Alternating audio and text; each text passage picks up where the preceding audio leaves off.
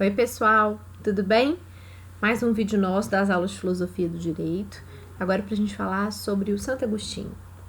Na verdade, vocês vão perceber que a gente vai dar um salto, né, do Aristóteles, que nasceu no século IV a.C., para Agostinho, que nasceu no século IV depois de Cristo. E ainda assim vai ser um dos grandes e primeiros pensadores a consolidar aquilo que a gente vai falar de filosofia cristã do mundo medieval, e ele vai embasar grande parte do seu pensamento no pensamento platônico e em alguns pontos também no pensamento de Aristóteles. Então, com exatamente praticamente 1000 anos de diferença dos momentos em que viveram, século IV a.C., século IV depois de Cristo, nasceram e viveram, né? Para ser mais exata, ambos são importantes para a gente aqui na aula de Filosofia do Direito. Na verdade, falar de Santo Agostinho é um grande desafio, principalmente para quem é cristão, né? É claro que é inexorável que a gente fale de religião, dessa dimensão religiosa, porque ela é basilar no pensamento agostiniano e ela faz parte do mundo em que o Santo Agostinho viveu, aquele mundo que era, de fato, o mundo medieval, onde a igreja vai ser a grande artífice após queda do Império Romano do Ocidente e o início da vida da Europa continental no mundo medieval, a grande baluarte da vida e das coisas. Pois bem, Agostinho tem duas obras que são as mais conhecidas e mais importantes, que consolidam o pensamento do filósofo. Uma delas vai se chamar Confissões, que é uma obra, inclusive, belíssima. Eu deixei um vídeo para vocês assistirem de uma entrevista que o Pondé faz com um aluno dele, que hoje é professor também da PUC de São Paulo, onde vai se falar muito dessa dimensão, para quem assistiu, essa dimensão cristã, essa dimensão da beleza poética e, nesse sentido, da beleza estética do texto de Confissões, né? É um dos textos que você não precisa ser cristão, você não precisa nem sequer ser alguém religioso. Você pode ser agnóstico ou ateu, que é um texto do ponto de vista da sua boa redação, da sua beleza, um texto para ser lido como um texto daqueles 50 ou 100 textos que você não pode morrer sem ler. Então a gente tem Confissões, onde ele vai falar, e daqui a pouco eu volto nisso, na ideia de bem e mal, da graça, e vai ficar muito clara a influência platônica no pensamento agostiniano em Confissões, quando ele constrói uma teoria religiosa e filosófica a dar aporte para o cristianismo e para a Igreja Católica no mundo medieval. E a grande outra obra é Cidade de Deus, que essa vai, a nós do direito, talvez, né, num primeiro momento, ser a mais relevante, a que vai nos influenciar e nos chamar mais atenção. Pois bem, Agostinho, ele vai demorar na sua vida, na sua história de vida, biografia, a despertar para a fé, e principalmente para a fé cristã. Ele sofre uma primeira influência na vida pela sua mãe, chamada Mônica, e essa influência da mãe do Agostinho não é suficiente para ele se tornar, digamos assim, um homem de fé. E ele demora, então, um tempo dentro da sua angústia pelo conhecimento, ele vai beber no maniqueísmo, ele vai beber na chamada ordem de pensamento patrício, mas ele não se encontra nesses locais, né, nesses locos de pensamento. Até que ele escuta um sermão e desperta para a fé e começa sobre ela sentir primeiro e teorizar depois. E por que o Platão tem uma grande influência no pensamento filosófico cristão do Agostinho?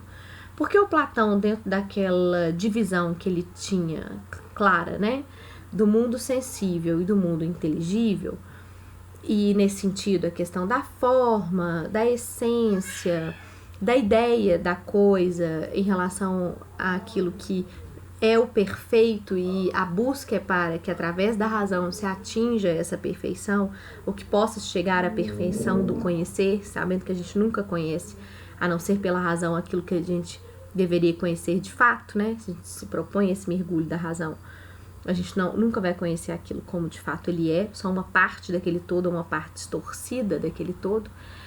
O Santo Agostinho vai usar essa, digamos, essa metáfora, essa alegoria, e ele vai despertar no seu pensamento, na sua concepção cristã, na sua concepção filosófico-teórica cristã, a ideia de que nós podemos conhecer a nós mesmos e conhecer a Deus através da fé, sempre colocando o homem como alguém em um lugar muito menor do que o lugar do divino. Se nós, homens do tempo presente, né, dessa pós-modernidade líquida, desse mundo que vive a crise da modernidade, se nós nos achamos os últimos reis da cocada e as últimas Coca-Colas do deserto, acima de tudo e de todos, acho que esse momento da pandemia do coronavírus está nos mostrando que não é bem assim, para quem estiver vivendo essa reflexão, mas para o Santo Agostinho jamais, né? O homem, ele está submetido a Deus e ele é criatura desse Deus. Então ele coloca já o homem num lugar bem menor, digamos assim, quero que vocês me entendam, né, nessa dicotomia entre criador e criatura, do que o próprio modelo que a gente tem de pensamento do homem hoje. Isso não é diminuir o homem, porque ele vai dizer que o homem, ele tem nessa vinculação à religião e a Deus a possibilidade dele enxergar aquilo que Platão vai resolver um pouco para o Santo Agostinho, que é essa ideia de eternidade, né? Que se tudo que é bom, é belo, é uno, e aí nesse movimento a gente tem uma ideia de eternidade, para o Santo Agostinho a resposta do que isso condensa é Deus, né? E condensando isso em Deus, Deus se manifesta para nós de muitas formas, na salvação, na misericórdia, na compaixão, mas a graça é um elemento essencial do pensamento agostiniano. E a graça, ela é sutil. O homem tem que estar aberto a perceber, porque para o Santo Agostinho o mundo é um caos, né? Talvez se ele vivesse hoje nessa pandemia, ele teria a total certeza de que o mundo é o caos. O mundo é o caos.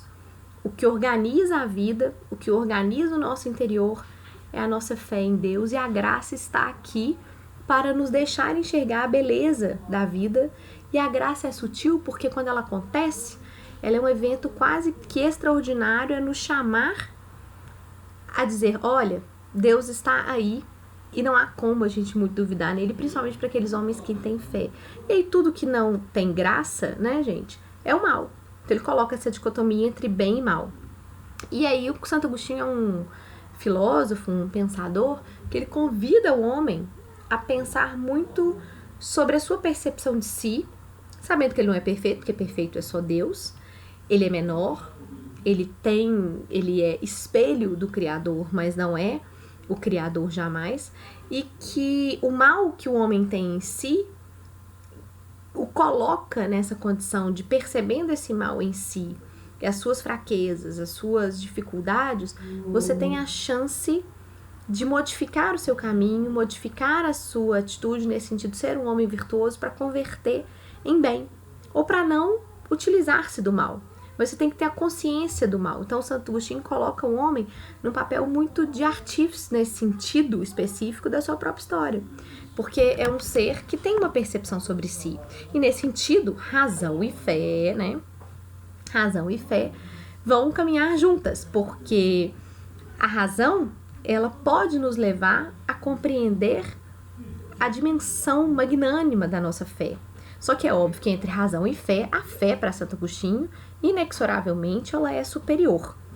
Porque a fé, ela pode ser explicada pela razão, ou a razão pode nos confortar nas explicações que a fé nos coloca como verdade e como dogma.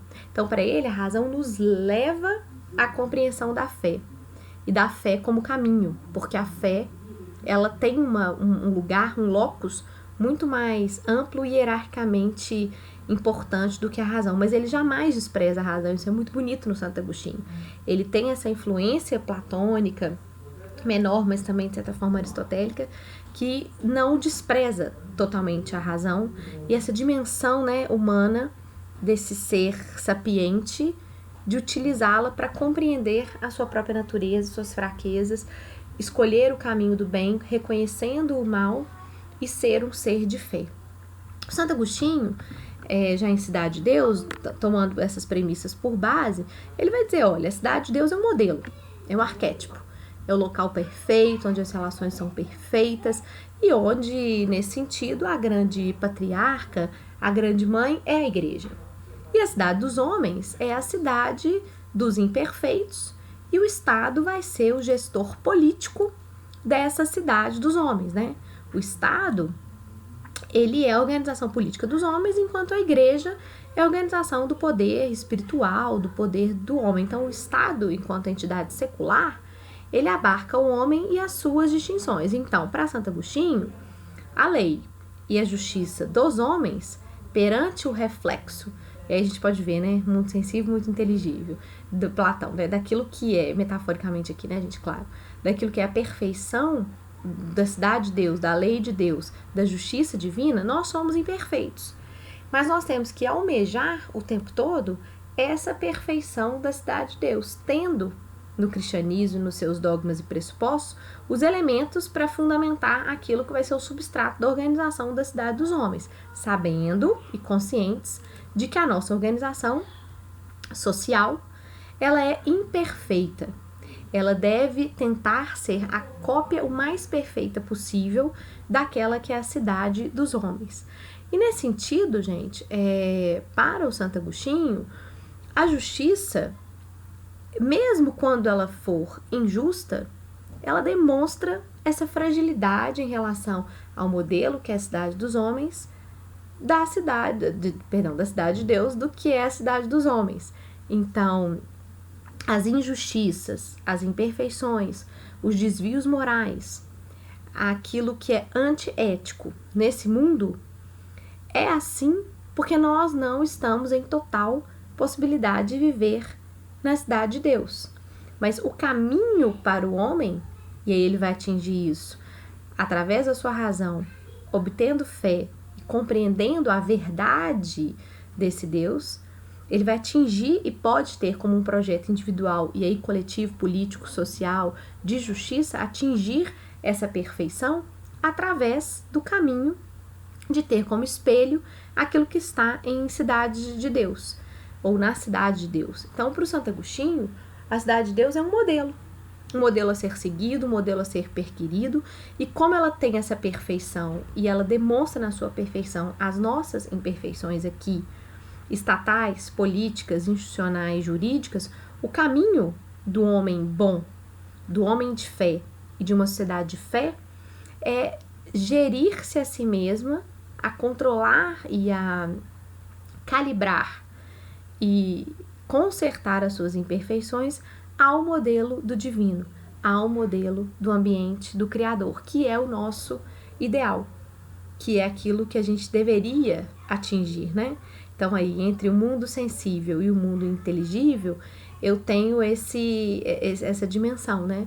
Do mundo do homem, ou dos homens, a humanidade, a nossa realidade terráquea, a nossa realidade falha, e a realidade de Deus, que está aí para nos mostrar um caminho, um projeto, que eu posso apreendê-lo através da razão, mas uma razão que vai ser guiada, iluminada pela fé. E, é claro, pela fé em Deus e dentro da dinâmica dos dogmas da Igreja Católica.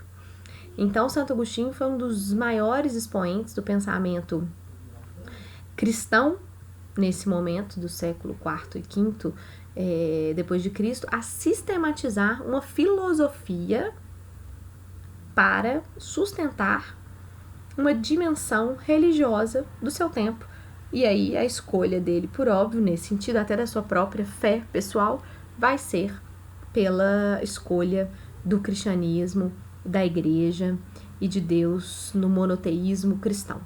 Tá bom, gente?